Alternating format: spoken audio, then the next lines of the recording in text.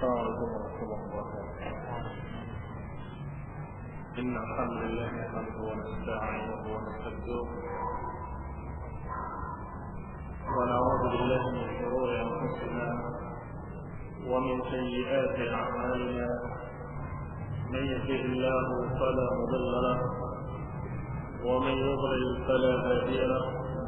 Wa ashhadu an la ilaha illallah wahdahu la sharika lahu وأشهد أن محمدا عبده ورسوله صلى الله عليه وعلى آله وأصحابه والتابعين وتابع التابعين ومن تبعهم بإحسان إلى يوم الدين. يا أيها الذين آمنوا اتقوا الله حق تقاته ولا تموتن إلا وأنتم مسلمون. يا أيها الناس اتقوا ربكم الذي خلقكم من نفس واحدة وخلق منها زوجها وبث منهما رجالا كثيرا ونساء واتقوا الله الذي تساءلون به والأرحام إن الله كان عليكم رقيبا.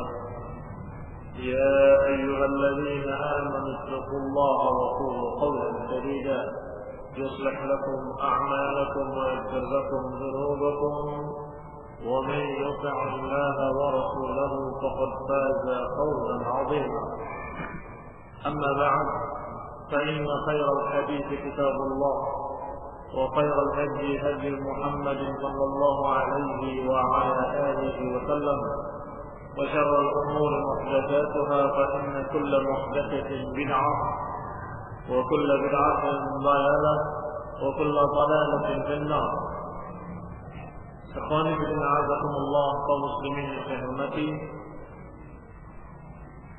Kita masuk pada inti atau isi dari buku kitab Al-Aqidah Al-Wasithiyah yang sesungguhnya merupakan jawaban Syekhul Islam Ibnu Taimiyah kepada penduduk Wasith ketika mereka bertanya tentang prinsip-prinsip ahlu sunnah. Maka dijawab oleh Syekhul Islam Ibnu Taimiyah dengan jawaban ini yang kemudian dicatat oleh mereka, dihafal oleh mereka, dan dibukukan oleh mereka, dan kemudian disyarah oleh para ulama. Karena ringkasnya atau ucapan Syekhul Islam Ibnu Taimiyah yang ternyata mengandung makna yang sangat luas. Setelah ucapan muqaddimah, beliau menyatakan bahwa i'tiqad firqatul najiyah al-maqsurah ila qiyamah. Inilah yang saya ucapkan ini nanti adalah akidah, keyakinan ahlu sunnah wal jamaah. Ini keyakinan al-firqatul najiyah, golongan yang akan selamat, al-mansurah yang akan ditolong oleh Allah, yang akan menang selalu ila qiyamah sampai hari kiamat, yaitu ahlu sunnah wal jamaah. Dan sudah diterangkan semua istilah saya, istilah firqatul najiyah, istilah ta'ifatul mansurah, dan istilah ahlu sunnah wal jamaah. Maka yang berikutnya Syekhul Islam menyatakan rahimahullah, wa huwa al-iman billahi wa malaikatihi wa kutubihi wa rusulihi wal ba'thi ba'da al-maut wal iman bil qadari khairihi wa syarrihi. Yaitu keyakinan ahlu sunnah tadi, keyakinan firqatul najiyah dan ta'ifatul mansurah adalah beriman kepada Allah dan malaikat-malaikatnya dan kitab-kitabnya dan rasul-rasulnya, dan beriman kepada kebangkitan setelah mati, dan beriman kepada takdir baik dan buruknya. Berkata Syekh Shalih Al-Fauzan rahimahullah mensyarah kalimat ini, karena kalimat ini betul-betul kalimat yang sangat mantap, karena dinukil memang dari hadis Rasulullah sallallahu alaihi wasallam dalam hadis yang panjang, yaitu hadis di mana Rasulullah SAW pernah didatangi oleh seseorang yang para sahabat tidak mengenalinya, karena memang itu adalah Jibril alaihissalam. Dan masih ingat kita hadis Jibril yang diriwayatkan oleh Umar bin Khattab radhiyallahu taala anhu, bahwasanya Jibril dalam bentuk seorang manusia yang memakai pakaian syadid bayad atiyab wa syadid sawad sya'r, sangat hitam rambutnya dan sangat putih bajunya. La yara minhu athar sabar, tidak tampak daripadanya bekas-bekas perjalanan. Wala ya'rifuhu minna ahad, dan tidak ada seorang pun dari kami yang mengenalinya. Padahal kalau orang yang sudah tinggal di situ, sebenarnya mesti ada kenal salah satu dari kami. Kalau musafir, karena kami tidak kenal berarti musafir, mestinya pakaiannya ada bekas-bekas safar. Tapi sama sekali tidak ada bekas-bekas safar, tidak ada berdebu, tidak ada kusut rambutnya, dalam keadaan sangat hitam dan bajunya sangat bersih putih. Alhamdulillah, ternyata orang tadi mendekati Rasulullah, meletakkan lututnya melekat nempel dengan lutut Rasulullah dan tangannya di paha Rasulullah sambil bertanya, "Mal Islam?" Apa itu? Dijawab dengan rukun Islam. Kemudian ditanya, "Mal iman?" Apa itu iman? Dan ditanya, apa itu ihsan?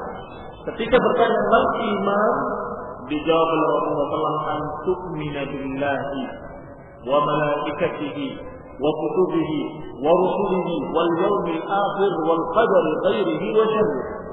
Dijawab oleh Rasulullah sallallahu alaihi wasallam, iman adalah engkau beriman kepada Allah, kepada malaikat-malaikatnya, kepada kitab-kitabnya, kepada rasul-rasulnya, dan beriman kepada hari akhir, hari kebangkitan, dan beriman kepada takdir baik dan buruk. Ini jawaban Rasulullah SAW tentang apa itu iman. Maka Syekhul Islam Ibnu Taimiyah rahimahullah persis mengikuti Rasulullah ketika ditanya apa akidah Ahlussunnah. Akidah Ahlussunnah adalah beriman kepada Allah, beriman kepada malaikat-malaikatnya, beriman kepada rasul-rasulnya, beriman kepada kitab-kitabnya, beriman kepada yaumil akhir, dan beriman kepada takdir baik dan buruk. Maka tentunya kalimat-kalimat yang mengikuti kalimat Rasulullah akan benar dan tepat, dan tentunya akan sangat padat isinya, karena Rasulullah SAW kalau berbicara ucapannya adalah betul-betul jawami'ul kalim, kalimat yang singkat tetapi bermakna luas, kalimat yang singkat tapi bermakna padat. Sebagaimana akan dikatakan di sini, iman kepada Allah tentu maknanya sangat luas. Maka Syekh Shalih Al-Fauzan menyatakan, ayat firqatul firqatul najiyah, keyakinan firqatul najiyah maknanya adalah iman kepada Allah, iman kepada malaikat dan seterusnya. Apa makna iman? Iman lughatan at-tasdiq. Iman secara bahasa adalah pembenaran, percaya. Ini secara bahasa. Sebagaimana Allah Subhanahu wa taala berfirman di dalam surat Yusuf, "Wa ma anta bimu'minin lana walau kunna fasiqin." Ketika Yusuf alaihissalam dibawa oleh kakak-kakaknya dan kemudian dibuang ke dalam sumur di Ghayadatul Jub, balik mereka kepada bapaknya dan kemudian mengatakan kepada bapaknya bahwa Yusuf dimakan serigala. "Wa ma anta bimu'minin lana walau kunna fasiqin." Dan engkau tidak akan beriman kepada kami walaupun kami jujur. Kata orang-orang tadi dengan kalimat "wa ma anta bimu'minin lana," engkau tidak akan beriman kepada kami walaupun kami jujur. Apa maknanya berarti? Iman dengan makna percaya. Dan engkau tidak akan percaya pada kami walaupun kami itu jujur. Yang diambil dari ayat ini adalah bahwa makna iman adalah at-tasdiq, pembenaran, dan itu tentunya secara syar'i, secara bahasa. Annahu qaulun, annahu at-tasdiq. Ada secara syariat lebih luas makna. Tidak hanya percaya, yaitu annahu qaulun bil lisani wa i'tiqadun bil qalbi wa 'amalun bil jawarih. Kalau secara syariat tidak sesingkat itu maknanya. Iman berarti percaya, yang percaya berarti beriman. Belum tentu. Abu Talib percaya kepada Rasulullah, tetapi ketika ucapkan syahadat dia tidak mau. Apakah dia beriman? Tidak beriman. Berarti beriman tidak cukup hanya percaya. Seorang Nasrani yang mengatakan hati saya percaya bahwa Islam itu benar, hati saya percaya bahwa Allah itu satu, Tapi kalau masuk Islam, apakah dia mukmin? Dia tidak mukmin. Berarti makna iman secara syar'i lebih luas dari makna iman secara bahasa. Kalau secara bahasa memang maknanya percaya. Aman itu artinya saya percaya. Tetapi dalam syariat yang namanya iman harus terdiri dari 3 unsur, yaitu al-qaulu bil lisan, ucapan dengan lidah, iqrar, wa i'tiqadun bil qalb, keyakinan dengan hati, wa amalan bil jawarih, dan amalan dengan anggota badan. Maka siapa yang mengatakan aku bersaksi bahwa tidak ada ilah kecuali Allah dengan lidah, dan saya meyakini bahwa tidak ada yang berhak diibadahi kecuali Allah, berarti hatinya yakin, ikrar juga, tetapi dia dalam keadaan beribadah kepada selain Allah. Apakah dia mukmin? Tidak. Berarti dia memiliki keyakinannya sendiri. Inilah yang Allah katakan, waja'ahu biha wastaiqanatha anfusuhum zulman wa 'uluwa. Mereka menentangnya dalam keadaan mereka yakin, karena sombong dan karena melampaui batas. Berarti ada orang-orang yang hatinya yakin tapi tidak mau melaksanakan perintah-perintah Allah Subhanahu wa taala. Ketika disebut la ilaha illallah, dia mengatakan iya, memang tidak ada yang berkuasa, tidak ada yang memiliki anak semua kecuali Allah Subhanahu wa taala. Kalau begitu beribadah kepada Allah, saya harus ikut kamu wahai Muhammad, tidak, kata mereka. Sombong, tidak mau mengikuti Rasulullah SAW dan tidak mau beribadah kepada Allah. Dia tetap mengerjakan adat istiadat yang biasa dilakukan oleh nenek moyangnya, yaitu beribadah kepada selain Allah, beribadah kepada Lata, Uzza dan Manat, musyrikin. Padahal hati kecilnya tahu kalau itu. Berarti bagaimana Rasulullah, 3 unsur ini adalah satu kesatuan yang tidak bisa dipisahkan. Ikrar saja tanpa keyakinan bukan iman. Ikrar dengan keyakinan tanpa amal juga bukan iman. Amal tanpa ikrar juga bukan iman. Ada yang mengamalkan tanpa ikrar? Ada. Orang-orang Nasrani yang kata menghormati katanya, toleran kepada kaum muslimin, ikut sholat bersama kaum muslimin dengan tidak masuk Islam. Apakah diterima sholat? Oh, dia beramal, beribadah kepada Allah? Tidak. Dia dalam keadaan bukan mukmin.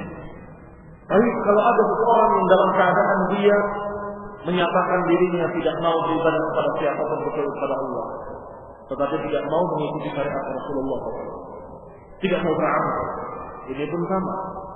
Dia tidak diterima imannya dan tidak dianggap sebagai mukmin. Berarti kalau dikatakan al-iman an tu'mina billahi, engkau beriman kepada Allah, berarti harus berikrarkan dengan lidahnya, harus meyakini dengan hatinya, dan harus membuktikan dengan perbuatan-perbuatan. Baik iman kepada Allah ini iman kepada apanya? Apakah kepada keberadaannya saja, atau pada keesaannya? Kalau yang pertama belum tentu ikut yang kedua, tetapi kalau yang kedua otomatis yang pertama terbawa. Yang pertama adalah keyakinan tentang adanya Allah. Yang kedua keyakinan tentang keesanya Allah. Kalau orang sudah meyakini Allah itu esa, berarti dia meyakini Allah itu ada. Ya kan? Yang satu terbawa. Tetapi sebaliknya kalau dia mengatakan saya yakin Allah itu ada, belum tentu dia mengesahkan Allah Subhanahu wa taala. Makanya ketika orang masuk Islam, ikrarnya bukan aku bersaksi bahwa Allah itu ada, tetapi aku bersaksi bahwa tidak ilah kecuali Allah. Karena otomatis kalau dia sudah meyakini bahwa tidak ada ilah yang berhak diibadahi kecuali Allah, berarti dia juga beriman keberadaan Allah. Disinilah kesalahan ahlul filsafat, kesalahan tokoh-tokoh pengajar filsafat dan para mahasiswa filsafat dari IAIN ataupun lainnya, yang mereka tertipu dengan cara berpikir filsafat. Apa yang berpikir filsafat? Dia tidak mau berbicara tentang keesaan Allah. Sebentar, sebelum kita bicara Allah itu satu atau tiga, kita mundur dulu. Sesungguhnya ada atau tidak? Jadi yang kita bicarakan adalah keberadaan Allah. Sehingga mereka dalam keadaan bertahun-tahun, ada yang 4 tahun sampai mendapatkan lulusan, ada yang sampai 6 tahun mendapatkan MA, sampai dokter sekalipun tidak pernah ketemu Tuhannya, karena masih terus mempelajari keberadaan Allah. Ada atau tidak ada? Ini Allah akhirnya terlambat sih.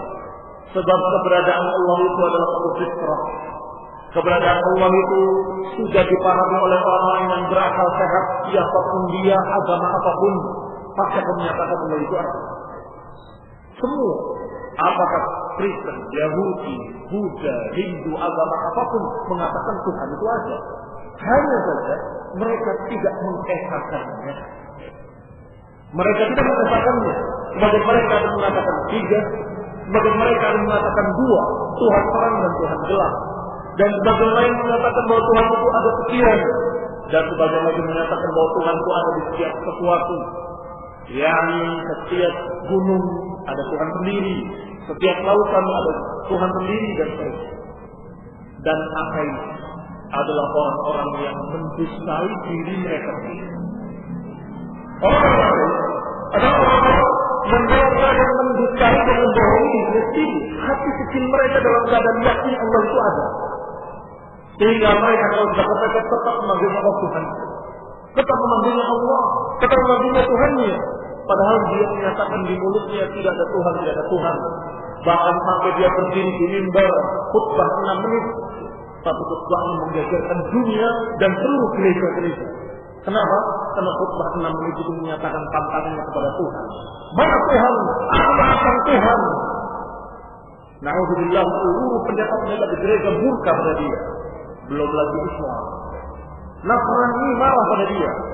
Orang ateis ini. Kalau kita semua orang muslim membohongi dirinya sendiri, menantang itu untuk meyakinkan pendengar.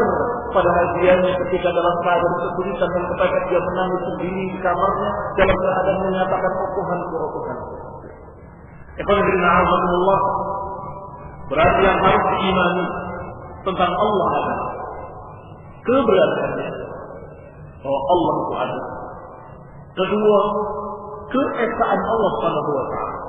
Dan keesaan Allah juga masih dibagi-bagi lagi kesendirian Allah dalam rububiyahnya, bahwa Allah lah yang memiliki alam semesta dan mengatur. Yang kedua, keesaan Allah dalam masalah hak ibadah, bahwa yang berhak diibadahi hanya Allah Subhanahu wa taala. Dan kemudian yang keempat, iman kepada semua sifat-sifat Allah dan nama-nama Allah.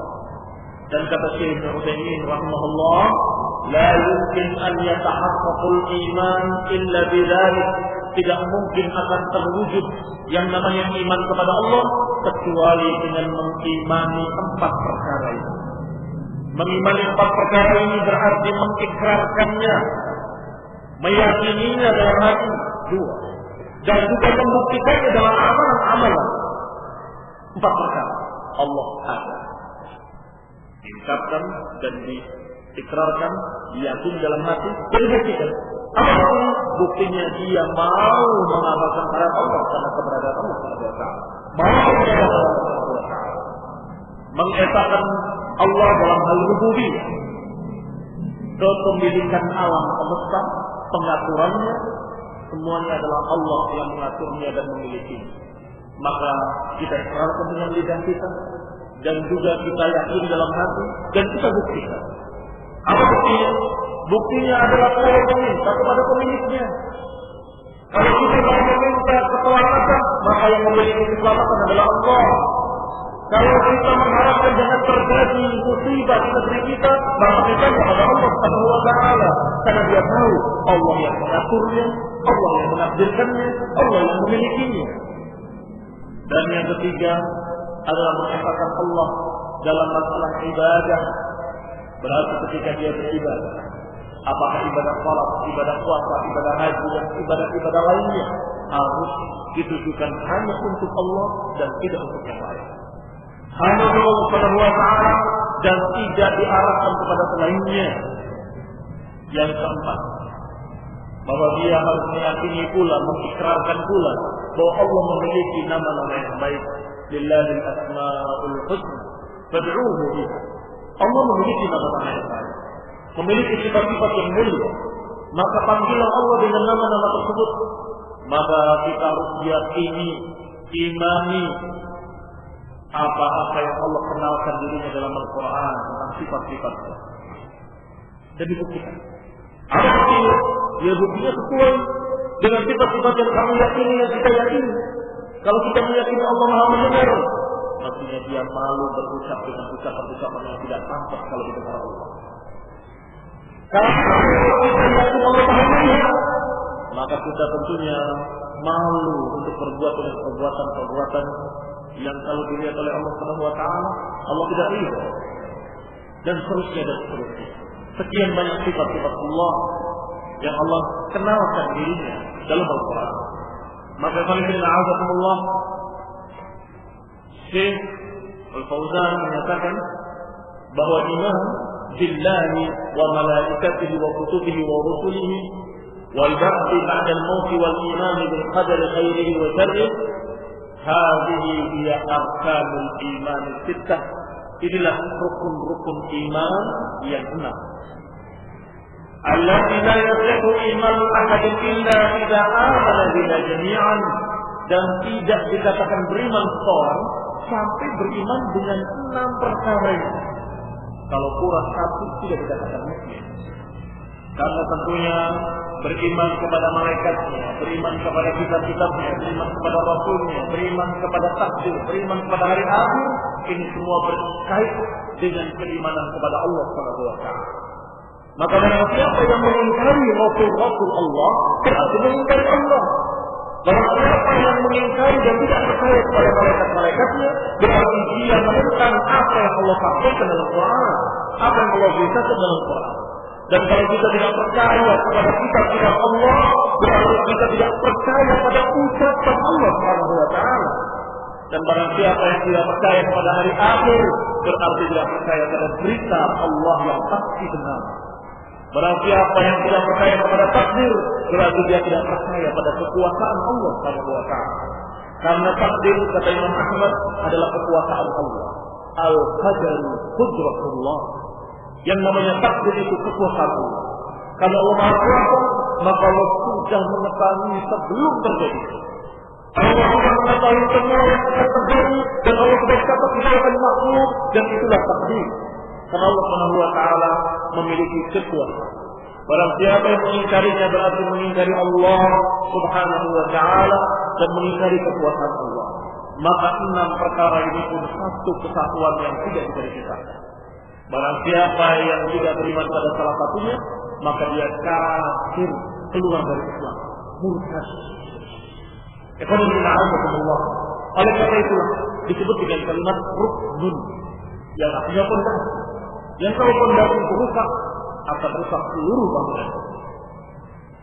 Yang pertama tadi sudah kita bahas adalah iman billah. Yang kata Syekh Al-Fauzan, wal istiqadul jazim bi annahu rabb kulli shay'in wa malik. Meyakini bahwa Allah Subhanahu wa taala, meyakini dengan keyakinan yang sungguh bahwa Allah adalah penguasa segala sesuatu dan pemilik, dan bahwasanya Allah Subhanahu wa taala tersifati dengan sifat-sifat kesempurnaan dan disucikan dari segala macam kekurangan-kekurangan dan disucikan dari segala macam yang tidak pantas bagi. Dan Allah Subhanahu wa taala yang berhak untuk diibadahi satu-satunya. Tiada sekutu baginya, tiada tandingan baginya, dan tidak ada yang sepadan dengannya. Wal qiyamu bidzalika ilman wa amalan. Setelah meyakini dengan keyakinan yang jujur, yang betul-betul sungguh-sungguh, maka harus diiringi dengan ilman wa amal, pengetahuan dan amal. Yang kedua, al-iman bil malaikah, beriman dengan malaikat-malaikatnya. Malaikat yang asal katanya dari malak, maka disebut dengan malak, dan malaikah adalah bentuk jamak dari malak. Maka kadang kita menggunakan kalimat malak, tetapi karena sering dipakai dalam bentuk jamak, maka kita sering mengetahuinya dengan nama malaikah. padahal mufradnya adalah malak, dan malak pun berasal dari makhluk. Demikian kata Syekh Shalih bin Utsaimin rahimahullah. Yang tasbih, yaitu mempercayai adanya malaikat-malaikat saja. Wa annahum kama wasafahumullahu fi kitabih, kama bil ayat di surah Al-Anbiya, dan kita mengimaninya seperti apa yang Allah gambarkan dalam Quran, sebagaimana Allah berfirman tentang malaikat, ibadun mukramun la yasbiqunahu bil qawli wa hum bi amrihi ya'malun. Mereka adalah hamba-hamba Allah yang mulia. Maka kita beriman bahwa malaikat adalah hamba-hamba Allah yang mulia. La yasbiqunahu bil qawli wa hum bi amrihi ya'malun. Dan mereka tidak pernah mendahului perintah Allah. Yani tidak pernah berbuat tanpa perintah. Dan mereka selalu melaksanakan apa yang Allah perintahkan. Ini malaikat. Hamba-hamba Allah yang mulia, yang dimuliakan oleh Allah, yang berontak, yang selalu yaf'aluna ma yu'marun, selalu mengamalkan apa yang diperintahkan oleh Allah Subhanahu wa taala, tidak pernah melanggar, tidak pernah lancang berbuat. Wa qadallal kitab wa sunnah ala asnafil malaikah, dan telah disebutkan dalam Quran dan Sunnah jenis-jenis malaikat dengan tugas-tugas. Wa awsafuhum, dan juga gambaran-gambarannya, bahwa malaikat-malaikat itu diantaranya adalah yang ditugaskan dengan tugas ini, ada yang tugaskan dengan tugas itu, dan seterusnya. Bi'amalin yu'addunaha kama amarahumullah, ditunaikan sesuai dengan apa yang diperintahkan Allah pada mereka. Dan Allah menggambarkan pula sifatnya, bahwa malaikat-malaikat itu memiliki sayap-sayap yang disebutkan ada sayapnya yang dua, ada sayapnya tiga, ada sayapnya sekian, dan Jibril alaihi salam memiliki 600 sayap. Dan ini adalah hal yang baik. Maka hal yang baik tidak bisa kita bayangkan dengan akal pikiran kita. Apa yang diberitakan dalam Quran kita katakan seperti itu, persis. Dan apa yang tidak diberitakan jangan soal. Disunnahkan untuk mengatakan saya tidak tahu. Maka Allah, malaikat yang diciptakan dari cahaya, dalam keadaan bentuknya tidak disebutkan kecuali sifat-sifatnya beberapa. Di antaranya memiliki sayap, di antaranya sifatnya naik dan turun ke bumi, naik ke langit setiap pagi dan setiap sore. Dan jumlahnya digambarkan pula begitu banyaknya jumlah malaikat, sehingga diriwayatkan bahwa Ibrahim alaihissalam bersandar di Baitul Ma'mur. Baitul Ma'mur itu satu bangunan yang ada di Jannah. Dalam keadaan di bangunan tersebut masuk malaikat setiap hari 700.000 malaikat. Yang malaikat yang masuk kemarin bukan yang masuk hari ini, dan yang masuk besok bukan yang masuk hari ini, bukan yang masuk kemarin. Dan setiap hari masuk malaikat sejumlah itu dalam keadaan malaikat yang bukan yang kemarin-kemarinnya. Artinya setiap malaikat masuk ke Baitul Ma'mur sekali. Berarti jumlahnya jumlah hari di dunia ini dikali 700.000. Ini baru satu malaikat yang ditugaskan dalam satu tugas tertentu. Belum malaikat lain yang sekian banyaknya, yang dalam ruya, saya katakan ruya karena dipermasalahkan kesahihannya. Dikatakan bahwa langit dikatakan merintih. Kenapa merintih? Karena laisa minha mawdi'u arba. Tidak ada di sana tempat 4 jari pun, arba wa asabi'. Tidak ada jarak 4 jari kecuali ada malaikat yang sujud di atas. Berarti kagak. Ikhwanullah, bentuk seperti apa ini kita tidak tahu. Yang jelas apa yang disebutkan oleh Allah bahwa mereka memiliki sayap-sayap kita ini. Dan Jibril sayapnya 600 dalam keadaan satu sayapnya memenuhi ufuk. Bentuk asli. Dan Allah pernah melihatnya.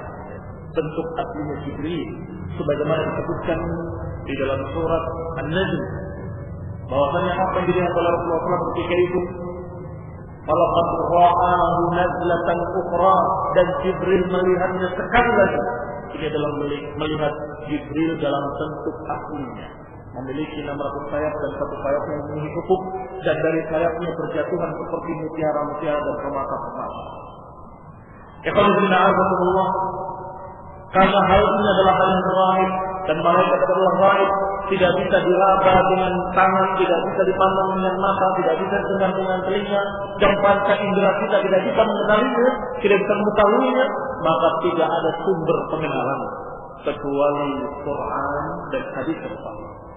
Kecuali Al-Quran yang Allah Subhanahu wa taala sendiri yang menyampaikan, atau utusannya Rasulullah sallallahu alaihi wasallam. Maka apa yang dikatakan oleh Muhammad Abduh dan Muhammad Rasulullah tentang malaikat adalah ucapan batil. Ucapan batil yang kedua yang menyatakan bahwa malaikat itu adalah perasaan yang ada pada diri manusia. Kalau perasaan baik itu malaikat, kalau perasaan jelek itu setan. Wujudnya tidak ada, bukan makhluk.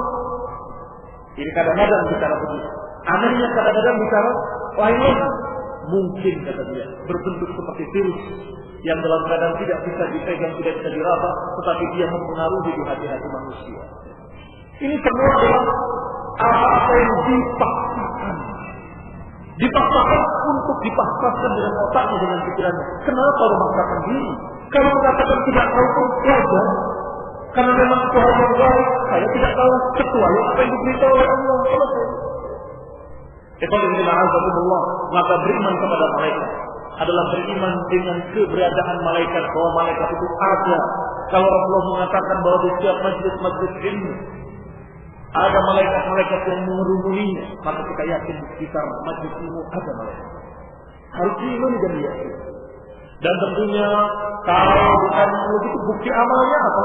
Bukan iman itu ikrar bil lisan, waktu bil janan, wal fi'lu bil arkan. Bukan iman itu harus dengan perbuatan. Kalau iman kepada malaikat, perbuatannya apa? Perbuatannya tentunya kamu sadar bahwa kamu tidak akan lepas dari pengawasan Allah dan tidak akan lepas dari pengawasan Raqibun Atid, malaikat yang selalu mencatat. Ma yalfidu min qawlin illa ladayhi raqibun atid. Tidaklah terucap satu ucapan pun kecuali ada pencatat. Dan tidak ada setiap orang yang berbicara atau berbuat kecuali ada malaikat-malaikat yang mencatatnya dan memperhatikannya. Dan tidak ada majelis ilmu kecuali didatangi oleh malaikat-malaikat dan diturunkan oleh Allah rahmah, ketentraman dan ketenangan. Alhamdulillah. Tentunya kalau kita yakin, maka akan mempengaruhi pada perbuatan amal, akan semangat mendatangi majelis-majelis ilmu, akan semangat untuk mengkaji ilmu dan duduk di majelis-majelis yang dihadiri oleh para malaikat. Kalau majelis yang mulia. Ini alhamdulillah iman kepada malaikat.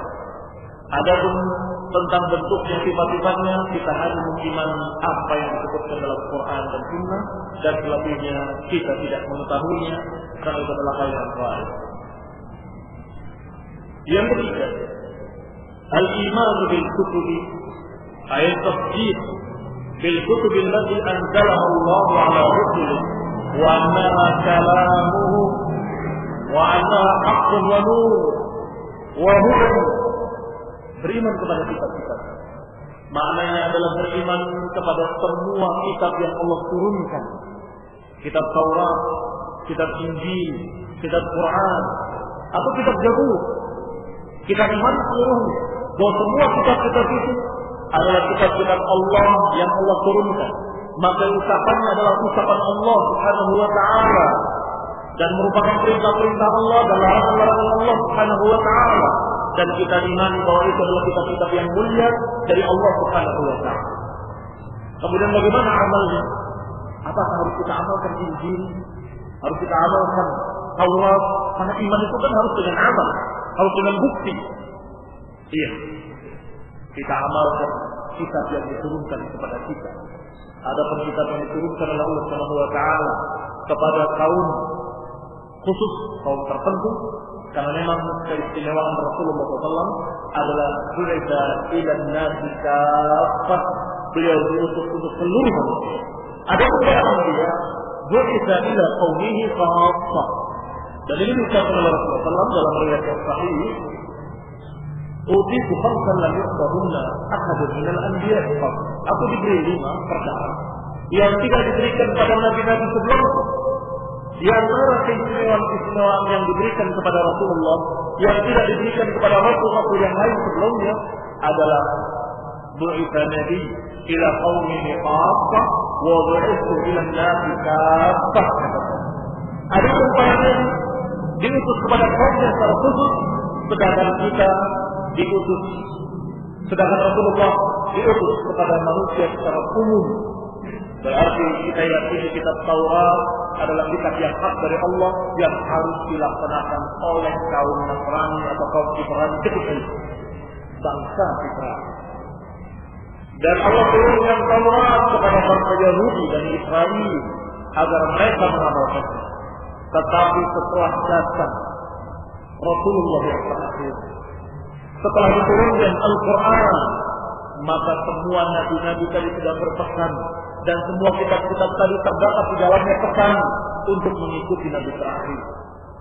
Sebagaimana yang Allah katakan tentang Nabi Isa alaihissalam ketika berkata Isa ibnu Maryam kepada kaumnya agar beriman kepadaku dan ikutilah nabi setelahku dan bernama Ahmad.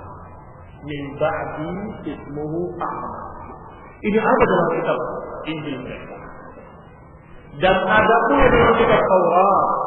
Dan ada pula dalam kitab-kitab yang sebelumnya. Suhuf Musa wa Suhuf Ibrahim. Semua yang mengatakan akan datangnya nabi terakhir dan memberitakan dengan perintah untuk mengikuti nabi terakhir. Maka dengan datangnya Al-Quran, syariat-syariat yang sebelumnya mansuh, terbatalkan hukumnya, tetapi tetap kita imani bahwa itu adalah ucapan Allah dari Allah kita mulia. Adapun kitab Injil mereka yang sekarang mereka rubah-rubah, mereka ganti, mereka tambah, mereka kurangi, sehingga bukan lagi ucapan Allah, bukan lagi itu adalah kitabullah, tetapi kitab yang mereka bikin sendiri dengan kesepakatan mereka, dengan perjanjian-perjanjian, perjanjian lama, perjanjian baru, perjanjian berikutnya, perjanjian reformasi. Mereka bikin perjanjian untuk merevisi kitabnya. Maka tentunya sama sekali tidak bisa dikatakan kitabullah. Yang kita maksud beriman dengan Injil adalah kita beriman bahwa Allah pernah menurunkan kitabnya yang bernama Injil yang diturunkan kepada Nabi Isa, dan kitab itu kitab yang mulia, merupakan ucapan Allah, perintah dari Allah, perintah dari Allah, wahyu dari Allah, dan syariat dari Allah untuk kaum Ibrani, untuk kaum mereka khusus. Demikian pula kita beriman kepada Taurat.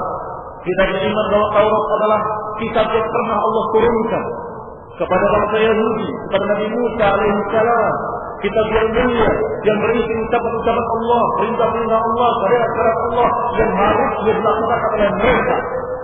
Khassah, khusus, yaitu bangsa Yahudi. Maka setelah datangnya Al-Quran, maka kita kaum muslimin beriman kepada Al-Quran. Kaum muslimin yang pernah beriman kepada Musa, beriman pada Quran. Yang pernah beriman pada Taurat, beriman pada Quran. Kalau mereka betul-betul muslimin yang aslama ma'a Musa wa Isa, yang masuk Islam bersama Musa dan Isa, mereka beriman pula kepada Nabi terakhir dan beriman kepada Al-Quran.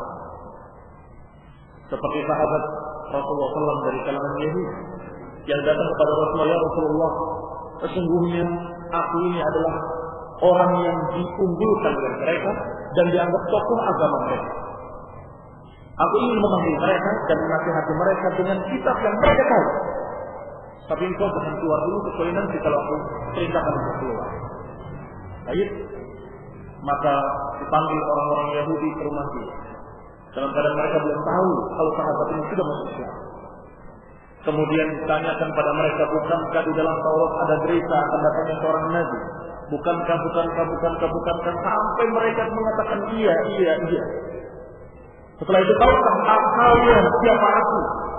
Mereka menjawab, engkau adalah orang mulia kami, turunan orang mulia kami. Kenalkah kamu Bagaimana turunanku? Kami kenal turunanmu. Bahwa engkau adalah turunan orang-orang yang baik, orang-orang yang mulia. Maka sekarang aku ikrarkan bahwa aku masuk Islam bersama Nabi Muhammad SAW. Nyampaikan kepada mereka. Ternyata mereka semua berbalik mengatakan engkau adalah orang jelek, kami dari turunan orang jelek. Berubah dan mereka berubah tidak mau menerima kebenaran yang sesungguhnya ada pada agama mereka sendiri. Ada pada kitab Taurat yang turun pada mereka. Allah berarti iman kepada kitab-kitab Allah adalah beriman kepada semua kitab itu, bahwa kitab-kitab itu benar-benar Allah turunkan dan benar-benar ucapan Allah Subhanahu wa taala. Dan beriman kepada Al-Quran tentunya dengan mengamalkannya, karena Quran itulah sebagai kitab terakhir untuk seluruh manusia. Di dalamnya ada kebenaran, di dalamnya ada cahaya, di dalamnya ada petunjuk. Fayajibul iman, maka wajib beriman dengan kitab yang disebut oleh Allah dalam Quran, seperti kitab Taurat, Injil dan Zabur dan Quran. Dan beriman pula dengan kitab-kitab yang Allah tidak sebutkan namanya. Apa ada kitab-kitab lain selain kitab Taurat, Zabur, Injil dan Quran? Ada, tapi tidak disebutkan namanya. Seperti Allah sebutkan Suhuf Ibrahim wa Musa. Suhuf Ibrahim apa namanya? Kitab apa? Karena suhuf itu adalah lembaran-lembaran yang Allah turunkan untuk Ibrahim. Sedangkan kepada Musa adalah Taurat yang ada. Maka berarti ada yang diturunkan kepada Ibrahim tetapi tidak disebutkan dengan nama tertentu. Maka kita beriman semua kepada semua kitab-kitab tadi yang disebutkan namanya ataupun yang tidak disebutkan namanya. Kemudian yang keempat, beriman kepada Rasul-Rasul alladzina arsalahumullahu ila khalqihi, yakni beriman kepada seluruh para rasul yang Allah utus, mengimaninya, meyakininya bahwa mereka adalah utusan Allah yang mulia, maka amal buktinya dengan amalan adalah memuliakan mereka dan menghormati mereka. Jangan karena memusuhi Nasrani kemudian melecehkan Nabi Isa. Jangan karena memusuhi Yahudi kemudian melecehkan Nabi Musa. Dan jangan pula seperti orang-orang yang tergelincir karena kelangkangannya dan karena kebodohannya, seperti Sayyid Qutb mencerca Nabi Musa dengan kalimat-kalimat yang tidak pantas, mengatakan Nabi Musa adalah orang yang kasar, orang yang apodia, kesukuan dan seterusnya. Ini adalah ucapan-ucapan yang lancang. Demikian pula ada orang yang menyatakan bahwasanya Nabi Yunus adalah seorang nabi yang putus asa atau seorang nabi yang dalam keadaan tidak sabar. Nabi tidak sabar, kemudian dicerca dan menyatakan dengan cercaan nada-nadanya meremehkan Nabi Yunus. Padahal Rasulullah SAW menyatakan la yaqulu ahadukum ana khairun min Yunus. Jangan seorang pun dari kalian mengatakan bahwa aku lebih baik dari Yunus alaihissalam. Aku di sini bukan Rasulullah SAW. Tapi jangan orang itu berkata aku lebih baik dari Nabi Yunus. Ada yang memahami diri lagi hadis ini, menyatakan tidak boleh mengatakan Rasulullah lebih bagus dari Yunus. Karena Rasulullah mengatakan jangan kalian menyatakan ana khairun min Yunus. Bukan ana itu artinya Rasulullah lebih baik dari Yunus. Karena Rasulullah jelas sebaik-baik para Rasul. Tetapi maknanya jangan ada seorang yang menyatakan karena Nabi Yunus itu karena tidak kuat lari dari kaumnya, kemudian dianggap wah berarti lebih baik aku tidak lari dari kaumnya. Jangan sekali. Karena tidak tahu bagaimana yang dihadapi Yunus alaihissalam. Bisa jadi kalau kalian menghadapi apa yang dihadapi Yunus, kalian lebih tidak pada lagi. Dan pasti itu. Karena tidak ada yang lebih baik dari Yunus. Karena Rasulullah SAW menyatakan jangan seorang pun menyatakan dirinya ana lebih baik dari Yunus. Tidak boleh seorang pun menyatakan dirinya atau meyakini kalau saya lebih baik, lebih sabar daripada Yunus. Alhamdulillah. Di sini menunjukkan bahwa para anbiya dengan keadaan mereka dan kaum menghadapi kaum-kaum yang bermacam-macam. Ada kaum yang kurang ajar kepadanya, ada kaum yang mengusirnya, ada kaum yang menghukumnya dengan membakarnya, ada kaumnya yang dalam keadaan menyiksanya, dan ada kaum yang membunuhnya. Jadi ada anbiya yang dibunuh, Sebagaimana Allah katakan tentang Yahudi bahwa mereka itu kejahatannya adalah yaqulunal anbiya'a bighairi haqqin, mereka membunuh para nabi dengan tanpa kebenaran. Seperti Nabi Yahya alaihi salam yang dibunuh oleh Yahudi.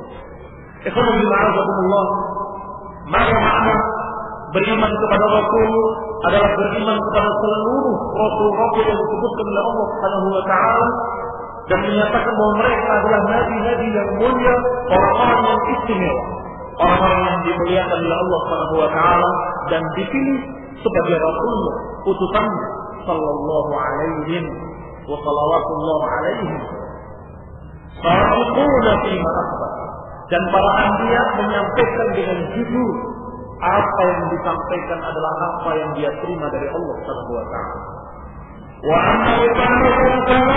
dan bahwa mereka para anbiya sudah menunaikan risalah, sudah menunaikan semua amanah yang Allah perintahkan padanya. La nufarriqu baina ahadin minhum, kita tidak membeda-bedakannya dalam hal kemuliaan dan kemuliaan. Kita tetap menyatakan bahwa mereka adalah para anbiya yang mulia. Jangan membedakan. Membedakan itu adalah karena ini adalah nabi kita muliakan, karena itu bukan nabi kita cerca atau kita rendahkan. Seluruh para anbiya adalah nabi-nabi utusan Allah yang mulia, yang wajib kita muliakan, kita hormati dan kita doakan alaihi salam atau alaihi salatu wassalam. Bahkan kita beriman kepada para rasul tadi yang sudah disebut nama-namanya maupun rasul-rasul yang belum disebut namanya. Wa rusulan qad qasasnahum 'alaika min qabl wa rusulan lam naqsushum 'alaik. Kata Allah, ada rasul-rasul yang kami telah ceritakan kepada kamu dan ada rasul-rasul yang kami belum ceritakan kepada kamu. Jadi kepada Rasulullah SAW. Berarti ada rasul-rasul yang tidak Allah ceritakan dan kita imani seluruhnya bahwa mereka adalah orang-orang yang mulia utusan Allah Subhanahu wa Ta'ala, yang disebut namanya maupun yang tidak disebut namanya. Karena itulah para sahabat ketika menemukan jasad di sebuah gereja dalam keadaan tidak berubah sedikit pun, tidak busuk, tidak rusak, ketika ditanya sejak kapan jasadnya ada di sini, kata mereka kurang lebih 200 tahun. Kemudian itu di zaman Umar bin Khattab, tidak ada perubahan kecuali rambutnya saja rontok di kofar, di tengkuknya karena tidur terus, maka yang rontok di belakang. Tidak ada perubahan lain selain itu. Maka Umar bin Khattab perintahkan pada mereka, galilah 30 galian lubang untuk menguburkan jenazah tadi. Dan kemudian kuburkan di waktu malam dalam keadaan tidak ada seorang pun yang tahu kecuali yang ditugaskan. Maka siang hari menggali 30 tempat dan malamnya dikubur di mana tidak tahu, dilatakan dan tidak ada yang mengetahui di mana kuburan orang tersebut. Dan kemudian para sahabat saling berbicara, siapa kira-kira orang tersebut yang tidak berubah jasadnya? Maka mereka, salah seorang mereka mengatakan la'allah Nabi, bisa jadi dia adalah Nabi, karena Nabi tidak akan rusak jasadnya. Dan Nabi ada yang diceritakan, ada yang tidak diceritakan. Dan tadi jasad tadi namanya adalah Daniel, sehingga ada istilah Nabi Daniel. Padahal sudah sebut dalam Quran, tetapi kejadiannya adalah demikian. Dan kemudian para sahabat mengatakan la'allah, bisa jadi, mungkin, karena ada Nabi yang tidak diceritakan, ada Nabi yang diceritakan. Demikian yang kami terima azakumullah, tetapi seluruh Nabi tadi yang diceritakan nama-namanya ataupun yang tidak disebutkan nama-namanya, yang diceritakan kisahnya ataupun yang tidak diceritakan kisahnya, semuanya disifati dengan sifat yang sama. Apa sifatnya? Walaqad ba'athna fi kulli ummatin rasulan an i'budullaha wa ijtanibut taghut. Bahwa kami telah utus, kata Allah, di setiap umat seorang rasul yang mereka berdakwah dengan mengatakan beribadah kepada Allah dan jauhilah taghut, beribadah kepada Allah dan jangan beribadah pada yang lain. Berarti dakwah para anbiya tadi sama, la ilaha illallah. Ini membantah orang-orang yang mengatakan jangan-jangan tidak satu utama pun Nabi. Mungkin saja nabinya Hindu itu atau Tuhan yang itu jangan-jangan Nabi. Walaupun tidak diceritakan nama-namanya, tapi sifatnya para rasul sama, tauhid. Kalau mengajarkan syirik jelas bukan nabi. Kalau mengajarkan syirik, mengajarkan beribadah kepada Aku atau beribadah kepada berhala, maka jelas-jelas bukan nabi, bukan rasul.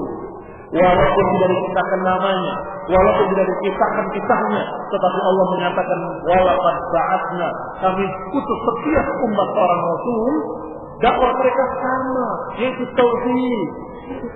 Maka kalau kita Allah, apa yang mereka katakan itu adalah hanya mengada-ada untuk takribun bainal adyan, yakni untuk melanjutkan perjuangan Pancasila, melanjutkan perjuangan wahdatul adyan. Wahdatul adyan itu di Indonesia dikenal dengan sinkretisme agama. Bagaimana menyatukan agama-agama ini supaya jangan pecah, supaya tumbuh nasionalisme? Dimensi saja agamanya. Gimana cara mengaturnya?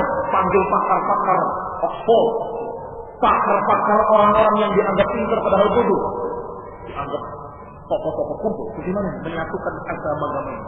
Gampang. Kata dari Iblis rahmatullah alaihi menyatakan begini, kita bahas bahwa asal muasal mereka itu satu. Seperti Nasrani asalnya dari Ibrahim, Yahudi Nabi Musa juga turunan Ibrahim, Nabi Muhammad SAW juga turunan Ibrahim. Kenapa tidak kita bikin satu kesatuan? Kita katakan agama Ibrahim.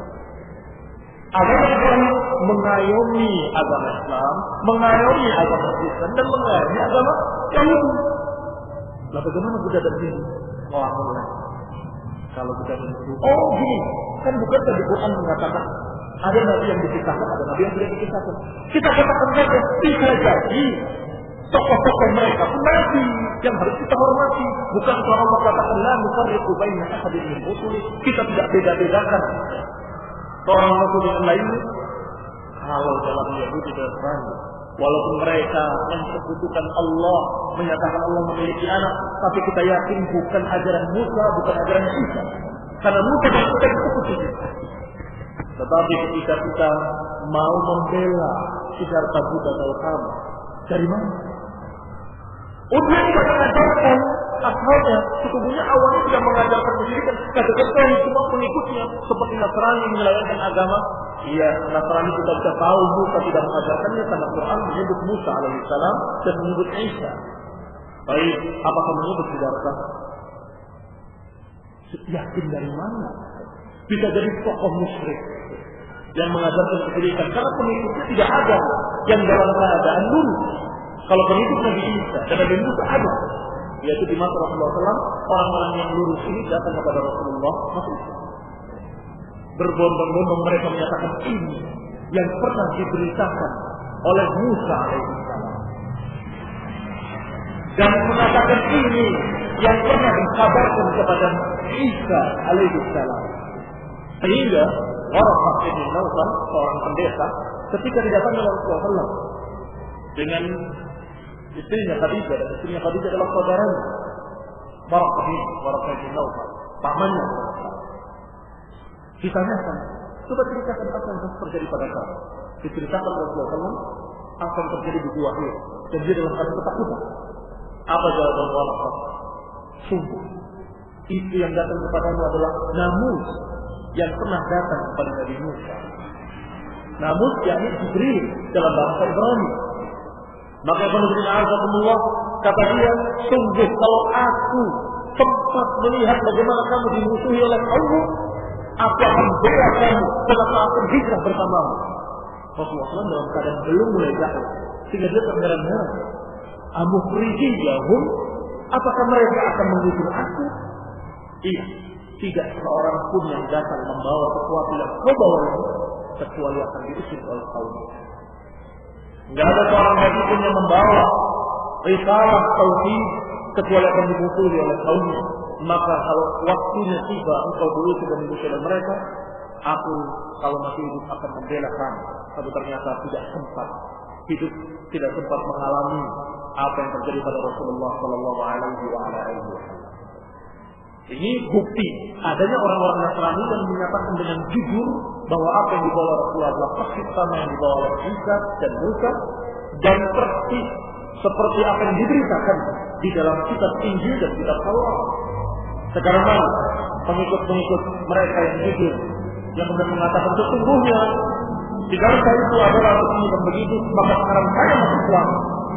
Karena kitabnya peninggalan yang mengatakan bahwa kita harus beribadah pada Allah saja dan tidak beribadah pada lainnya, dan akan datang seorang nabi namanya Ahmad.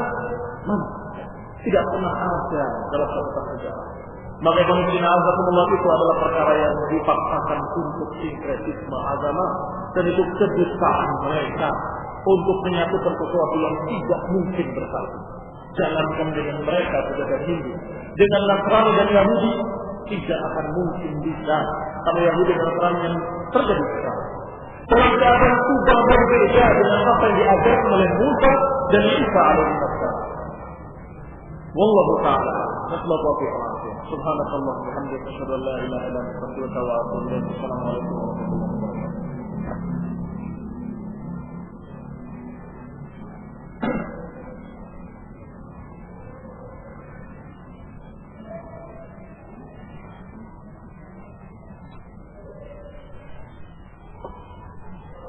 Ada pertanyaan?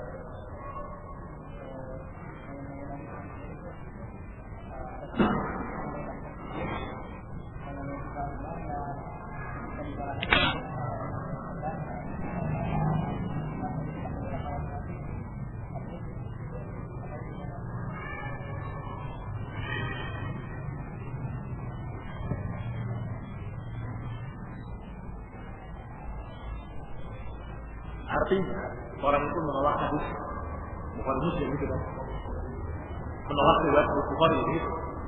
Yes. Jawabannya sudah terlalu sering disampaikan. Saya merasa sudah berapa kali menyampaikan hal ini berkali-kali dengan obat yang sama, kaset diputar ulang betul. Kan apa? Diputar ulang lagi. Pada lagi, bagaimana? Mas Nabi terhijau saat selesai. Terus nanti orang lain lagi subhatnya sama kayak gitu lagi, muter kaset lagi. Bagaimana masuk Nabi terhijau? Bukankah Nabi itu? Bukankah? Jadi kenyataannya bahwa kita tahu Allah turunkan ayat-ayat itu selalu dengan kejadian. Iya kan? Nah, ketika Allah turunkan ayat Allah Subhanahu wa taala Al-Ikhlas, Al-Falaq dan An-Nas, itu diturunkan dengan satu hikmah tertentu. Di antaranya hikmahnya adalah ruqyah, untuk mengobati dari sihir. Dan itu kalau ketika dikatakan tersihir dan tukang sihirnya juga diketahui Nabi bin Aqsa, itu adalah bukan tersihir seperti kamu tersihir terus jadi gila, tidak. Bukan seperti orang yang tersihir kemudian dia jadi meronta-ronta kayak orang bodoh, tidak, sama sekali. Rasulullah tidak mengatakan apapun kecuali Rasulullah tidak ingat apakah dia harus ke masjid ini atau istrinya. Kemudian dikasih tahu oleh Jibril bahwa kamu disihir oleh Nabi bin Aqsa. Dan kemudian disihirnya dengan miswal musyafa, dengan rambut dan sisir yang kemudian disusun pukul-pukul dan kemudian ditaruh dalam sumur. Dan Jibril mengajarkan untuk membacakan ayat kursi, ayat An-Nas dan Al-Falaq yang diturunkan untuk ruqyah. Sehingga kita mendapati beberapa faedah. Pertama, bahwa Nabi adalah manusia biasa yang diberi wahyu oleh Allah. Sehingga manusia biasa dalam keadaan Allah berikan perlindungan. Apa perlindungan itu? Al-Quran. Allah turunkan ayatnya untuk melindungi. Allah turunkan Jibril untuk menjaga. Allah turunkan ayat Al-Falaq dan An-Nas untuk mengobatinya. Sallallahu alaihi wasallam. Nanti kalau akan bertanya lagi, Rasulullah kok sakit? Iya kan? Rasulullah sakit enggak? Ya sakit tadi. Sakit. Lalu kenapa mati? Kok bisa mati? Kok bisa sakit? Manusia. Sakit itu apa sih? Terkenal penyakit begitu kan? Terkena virus kan? Iya kan? Wah, berarti kalau sama virus, bahkan Nabi kan sama virus, kalau dengan dokter kan? Jadi jangan begitu. Cara berpikirnya itu sudah salah. Cara berpikirnya adalah apakah riwayat itu sahih atau baik. Kalau riwayat itu sahih dan sudah diceritakan oleh para ulama ahli sunnah dengan sepakat, tidak ada yang mengingkari hadis itu kecuali mubtadi umbah, kecuali orang yang sesat. Tidak ada yang mengingkari hadis tersebut kecuali orang yang memang bukan ahli sunnah. Sehingga kita harus berpikir bahwa karena ini sahih berarti pasti ada hikmahnya. Allah takdirkan kejadian itu untuk hikmah. Apa hikmahnya? Kita tahu bagaimana perlindungan dari sihir, yaitu dengan Al-Falaq dan An-Nas. Turunnya surat Al-Falaq dan turunnya surat An-Nas itu apa begitu? Kalau kamu lihat tafsir, Ibnu Katsir ada. Kalau kamu lihat tafsirnya para ulama Ahlussunnah, ada kisah ini dengan riwayat dan dengan sanad-sanad yang diperiksa sanadnya.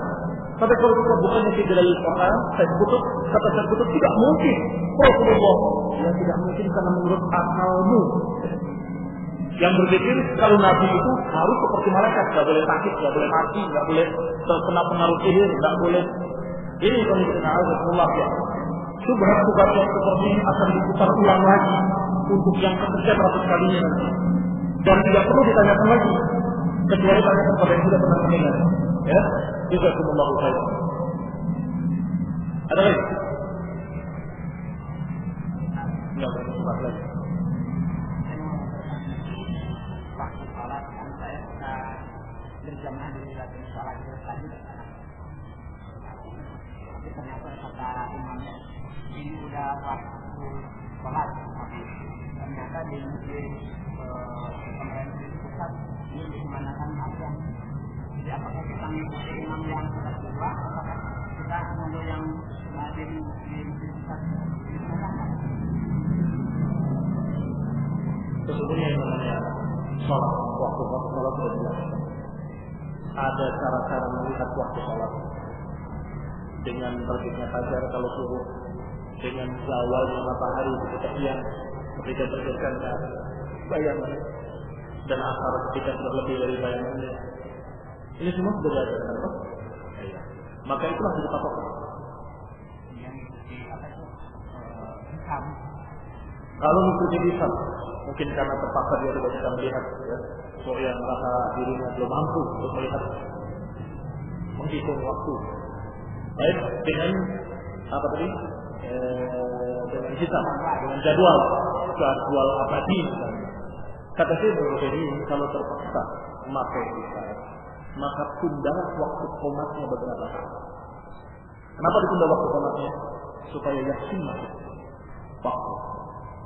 Karena di antara kesalahan-kesalahan dalam menghitung hisab itu tidak akan lebih dari 4 jam, paling 5 menit, 6 menit begitu. Apalagi jadwalnya yang disebutkan oleh Syekh Abdullah bin Ma'ri kemarin, jadwalnya Rabithah Al-Islam itu yang paling mendekati kebenaran. Kesalahannya kalau mungkin paling 2-3 menit, kalau kurang pun 2-3 menit, sehingga qomat ilmu itu tidak iman. Nah,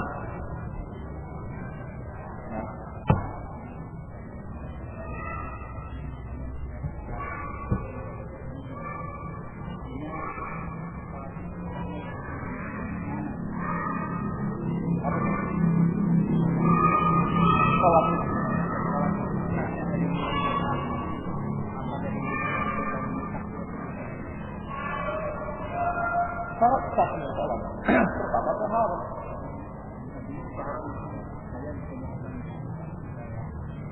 Dan baik dan benar lebih bagaimana?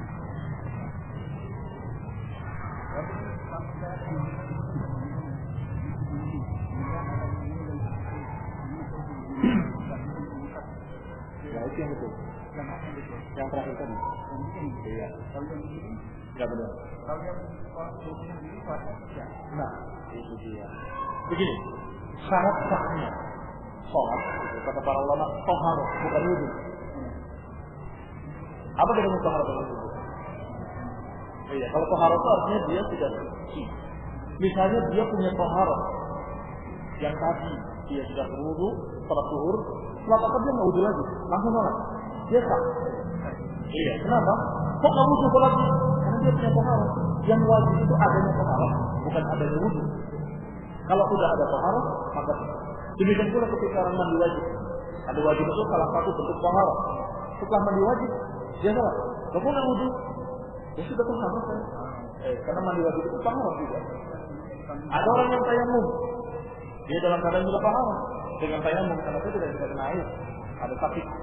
Maka dengan tayamum berarti syarat sahnya salat adalah taharah.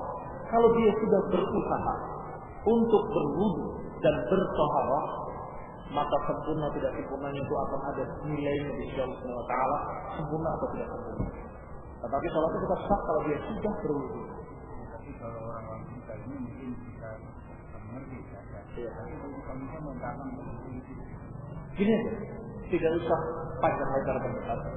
Tulis saja hadis Umran Maula Utsman bin Affan radhiyallahu taala anhu dalam Bukhari Muslim. An Umran Maula Utsman bin Affan menyatakan bahwasanya aku melihat Utsman bin Affan da'ani biwudu'i, memanggil aku dengan memanggil aku untuk menyuruh mengambil bejana air. Kemudian aku melihat Utsman bin Affan mencuci kedua tangannya dari bejana itu. Setelah mencuci dari bejana itu, kemudian dia memasukkan kedua tangannya, kemudian berkumur-kumur istinsyaq dan istinja'. Kemudian dia mengusap mukanya.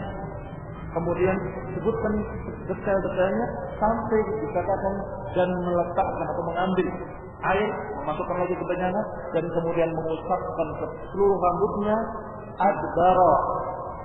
Dikatakan ke belakang dan ke depan. Iya, belakang dan ke depan.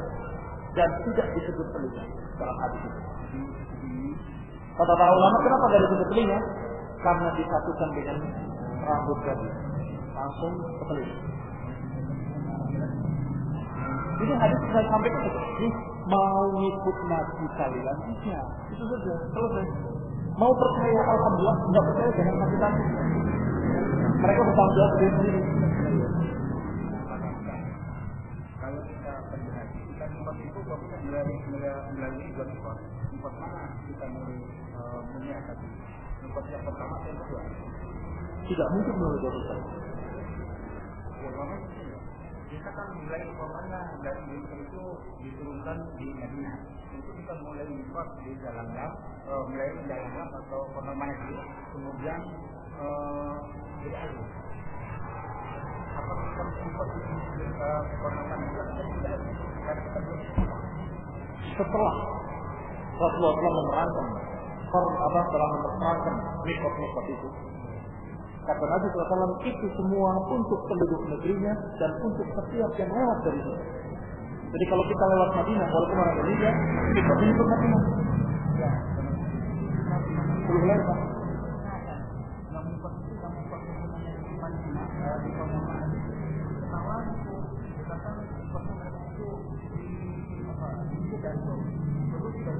Nah, mikot itu bukan mikot. Jadi kalau mikot itu meja ini, Ka'bah di tengah atau Mekah di tengah. Ini batas mikot. Ini alam mikot manazil ini segala macam ini. Maka kata Rasulullah, ini adalah untuk penduduknya dan untuk orang yang lewat itu, orangnya Indonesia sana. Harusnya kan ini mikotnya. Tapi kebetulan dia lewat sini. Ya, ini mikotnya. Iya. Kalau ternyata dia lewat Madinah, ya boleh Pak. Kalau dia lewat ini ya dia ahli. Kalau dia melewat mana? Tetapi yang sekarang terjadi di Indonesia, mereka turun di Jeddah, Jeddah itu di dalam mikot. Di dalam mikot, di dalam haram. Ini Jeddah.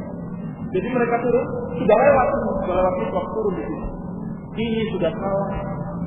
Harusnya ketika di pesawat dia sudah pakai ihram, karena urusannya. Iya. Makanya lebih baik yang lewat Madinah, kemudian masuk melalui mikot Madinah, dan atau kalau dia diturunkan di Jeddah, dapatnya saya ke Jeddah, maka dia sejak di airport terbang di Jakarta sudah pakai. Orang mana dia? Kata pramugari. Terus nggak ada yang mau gitu. Ada itu katanya dia tuh bisa. Dia tuh contoh sendiri katanya tahu. Jadi sudah dikasih tahu bahwa itu mikot tetap nggak boleh. Sholat dan sholat di mana? Kalau keabsahannya adalah pada Arafah nanti. Haji Arafah. Walaupun tidak Tapi dia merupakan melanggar yang harus dibayar dengan zakat.